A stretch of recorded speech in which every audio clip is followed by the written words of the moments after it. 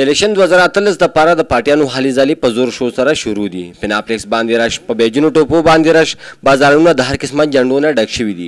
په ګاډو رکشو باندې د امیدوارانو بینرې لګېدلي دي او دغه امیدواران کوم چې د علاقې د مشرۍ د پاره را میدان ته شوي دي د لکونو کروڑونو روپو خرچي باوجود ترېنه خلک خفه دي. او بجلي ورانه روډونه وران دي، ګیس نشته، اوبه نشته وروره. دا کم دغه یار یو تن نه خلاص اوټ راکوي وروره. زمونږ د سیټ روډ خراب دی، روډ سره جوړیږي نو بجلی خو را سره نه او هر یو کس راځي اوټونه راکوي نوټ چاله ورکوي له بجلی برابر کوي.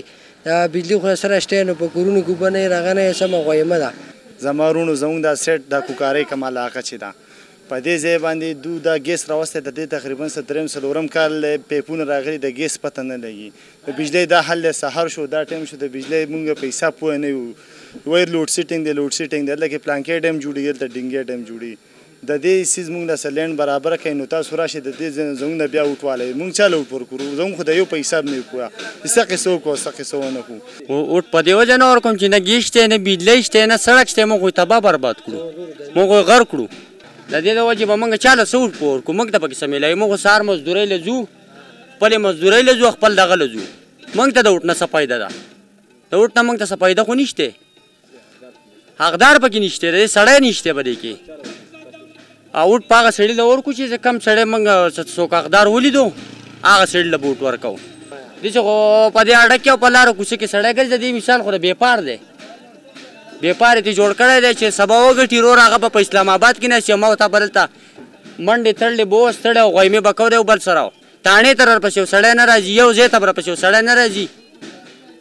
او که هغه نیشنل دی او که هغه پی ټي آی دی او که هغه میر مقام دی او که هر یو دی، خدای دې په تباهونو تباه کړي. ګران مینوالو، تاسو د عوامو خبرې ترې واورېدې.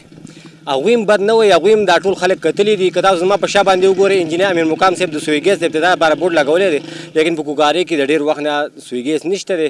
صرف هغه خلکو ته دی کوم چې د سوی ګیس محکمه کې نوکران دي. او که تاسو ته زه وښیم چې ځینې خلکو داسې د روډونو والنه ګیلې وکړلې. د زما شاته که تاسو وګورئ شیرشاه خان یو بورډ لګولی دی، نو دغه هم د خلکو ګیلې بس نه دي کړي، ځکه چې شیرشاه خان چې دا کوم روډ جوړ کړی، زما کیمرامین به دا روډ تاسو ته وښیي، نو هغوی هم دا روډ یې جوړ کړی، خو روډ لکه ناقص حالت باندې دی.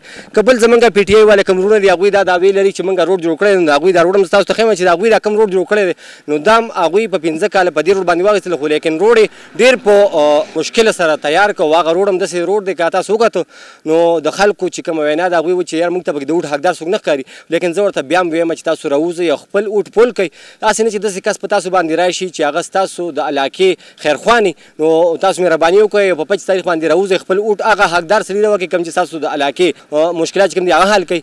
زموږ د پروګرام وخت په ختمېدو دی. د کیمرامین ولی الله سره سمه د جمله د راتلونکي پروګرام پورې اجازه ورکوئ. په لوی الله مسپارم، د الله په امان.